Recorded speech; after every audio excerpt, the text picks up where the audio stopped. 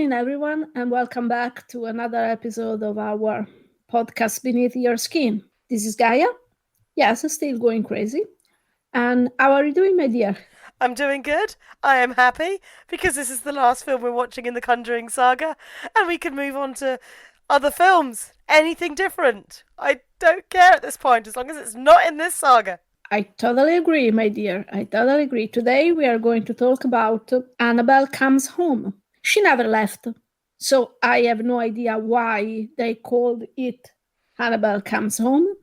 But yeah, that's the title. What can I say about this movie? I have so many words, and not a single one of them is a good word. Also, I should remember I am something like a lady, or at least I should be, so I can't curse like a sailor. And this movie really almost forced me to. So I will try to stay calm and to point out what I hated the most. Well, for once, the blonde girl is not the stupid dumb one. No, Okay. this time the role is covered by the brunette. She has such an original and interesting storyline. So she is friend with Judy's babysitter. Judy is Adam Loren's daughter. We already know that their house is full of all the creepy things they found around during their investigations. So the brunette uh, invites herself at the Warrens' house because she wants to see those artifacts. And as I said, she has such an interesting and original storyline. Her dad died. She was driving the car. They were in a car crash, and she wants to talk to him because she is blaming herself, of course. And yes, as I said, very original, of course. She opens the door of the forbidden room. She touches everything, and of course, she opens up the case where Annabelle is, and she forgets to close it back. So, yoo-hoo, you This can guess what happened now. film is stupid. I think the film is stupid. It's numbing. It's bland. It's cliched. It's just. It's like each one of these movies gets worse, I think, when it comes to the fact that, like, have we watched 3 Annabelle films now? I don't know. Yes. They go on forever. The Annabelle subset to The Conjuring is just the worst of it. I hate it even more than The Nun, because The Nun makes me angry, but it had pretty cinematography in it, and had something to do with something, I don't know. But just the Annabelle films annoy me. They annoy me. Like, this one, and also this one, Annabelle Comes Home, looks like it's set before The Conjuring 2, because the daughter looks younger than she does in The Conjuring 2. But if it's set before The Conjuring 2, why was Annabelle in the credits for Conjuring 2? Why did we see her in the ending credits? It's like, no, your consistency is wrong. If it's going to be set after The Conjuring 2, just have the same actress, the same girl that plays the daughter from The Conjuring, but she looks too old. She'd be about the same age as the teenagers. So this is set before Conjuring 2, which is stupid. It's like, all I wanted to see from this franchise was the original storyline about the nurses who got the doll and it moving around the house. We never got that one. We got a prequel. We got a prequel to a prequel. And then we got this garbage fest. And it's just the things I hate the most. It's all the cliches. It's like, oh, there's a babysitter. Oh, there's a dead parent. Oh, don't open the door, we open the door. Oh no, we're teenagers. We're just going to run around and scream at everything. I'm like, oh, I hate teenagers. I hate horror movies of teenagers. I mean, it's not that I hate teenagers. Wait, kind of. But, you know, because I watch a lot of, like, teen shows, even though I'm very much past teen years. But these were such the stereotypical, annoying, let's make stupid choice teenagers. I mean, they got an exorcism was performed by a video clip. The ghosts were all dumb. Like, there was a haunted wedding dress running around the house.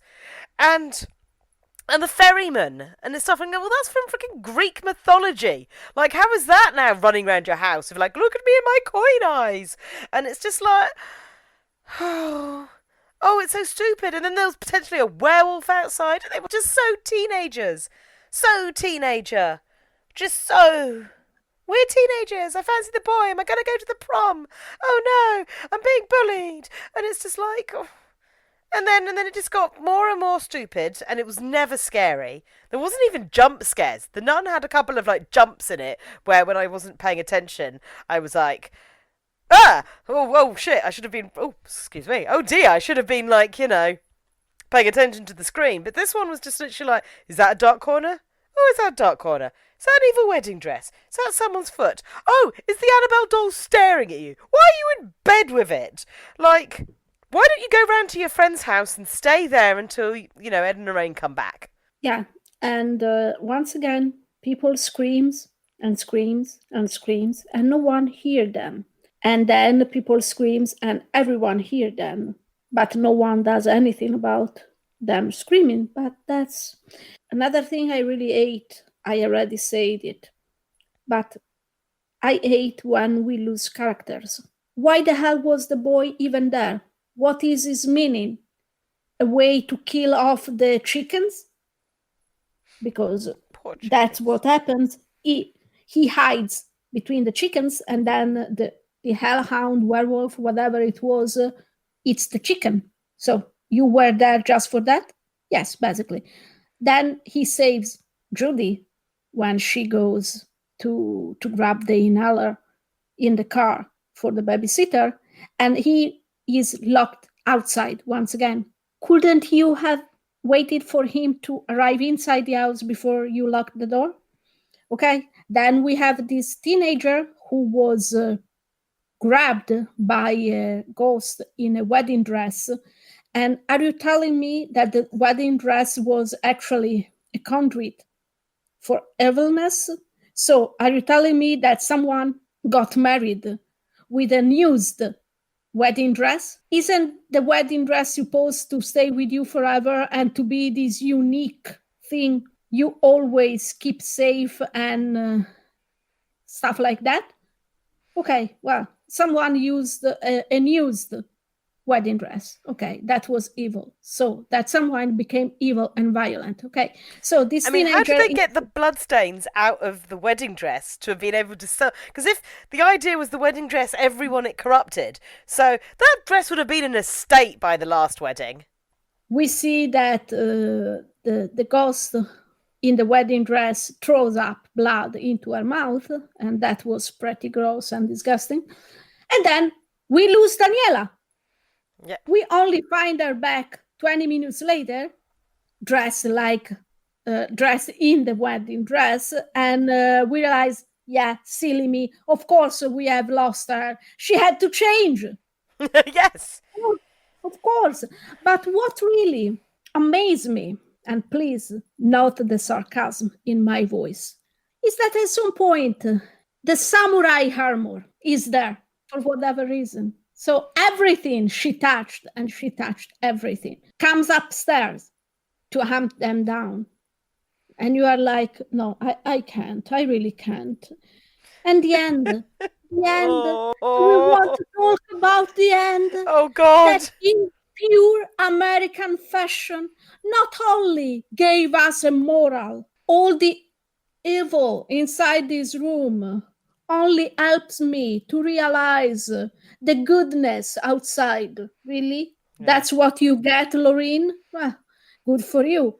And of course, there is an happy ending for Daniela because Lorraine talks to her father, and her father tells her to stop being so hard on herself because it wasn't her fault.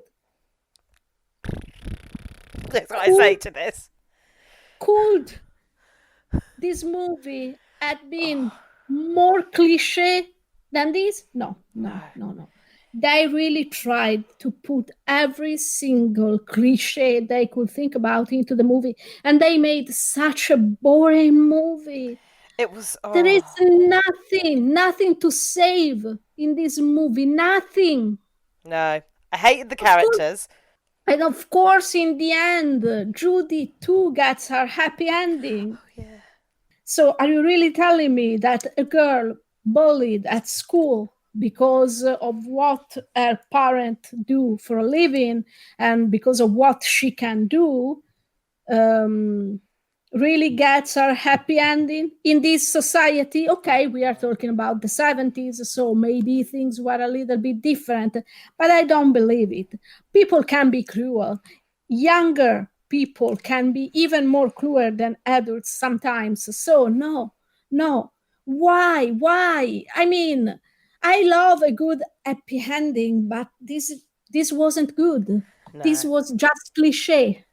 It was And the only cliche thing on I top of cliche on top of cliche, topped with a massive, bigger slice of American Hollywood happy pie, nice ribbon tied up ending. the only line I liked in the whole movie is when Lorraine tells Daniela that when she was her age, she ran away for 3 days with her boyfriend without telling her parents, and Daniela say, "Well, I I called all the ghosts of your house, so perhaps Yeah.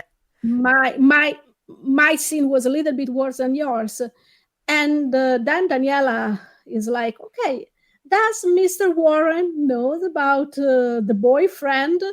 And Lorraine looks at her and tells her he was the boyfriend. So that was the only nice thing in the whole movie, because I love Ed and Lorraine. I love their chemistry. So I was happy to know that they were, when they found each other, they stayed together and faced all the shit they faced together. So that was nice, but really not worth 2 hours movie, not No. at all.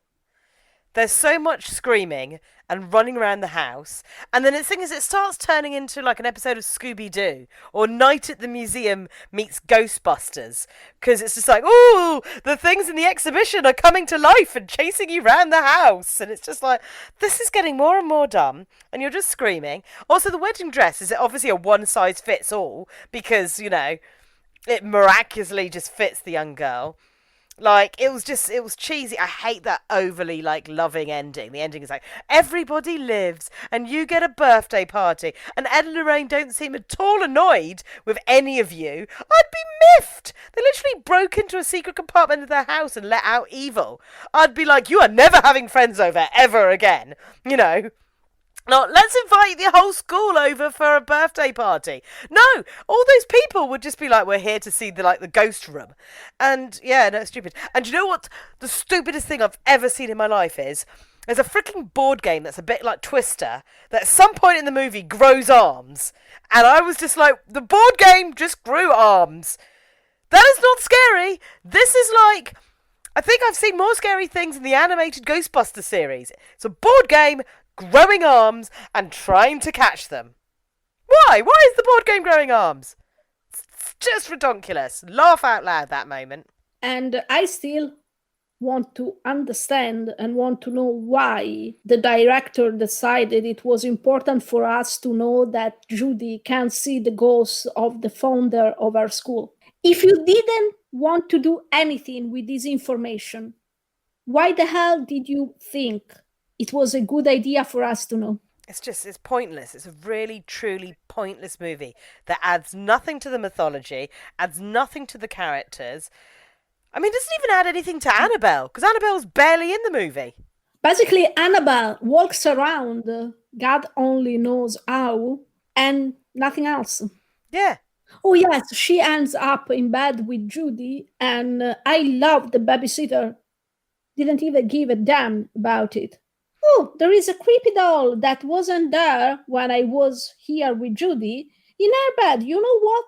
Let's tuck her in. Yeah. And then, of course, as I said already, when we see the creature, everything goes to shit. But there was nothing to ruin in this movie, really. So when we saw the demon that was always around Annabelle, we were like, oh, yeah, he's back. Oh, yeah, the demon. Yeah, yeah. You didn't even give a damn, because really, That was so boring. And even the scene in which the demon almost takes Judith's soul, sucking it from her mouth, basically. No, it was so bad, Yeah. so badly shooted, so badly filmed, so bad in general that you were like, you know what, let it take the soul as long as you finish this movie. Yeah. Oh, yeah. I think the film pretty much tried to take my soul while I was watching it. So, Zoe, if you don't have anything else to say about this movie, God, no. okay. People, thank you for listening. This was a short episode, but you can understand why. We don't have the brain energy to say more about this movie because it was so bad that it sucked out of us every energy or will to even talk about it. So thank you for listening, people. If you want to talk to us, you can find us on Facebook. You just have to look for Beneath Your Skin, and or you can drop a line on our Twitter account at beneath underscore your Tumblr account Beneath Your Skin 2020, or you can find us on Pinecast. So if you want to say hi, we will be happy to say hi back. Bye bye, and thank you. It's always a pleasure, Gaia. We really need to do something to alleviate our stress and our own personal demons from watching this franchise. But I hope everyone else has enjoyed the episode, and we will try and get back on track for some more like entertaining analyses and some good analysis rather than like, please end it now. But for now, bye-bye.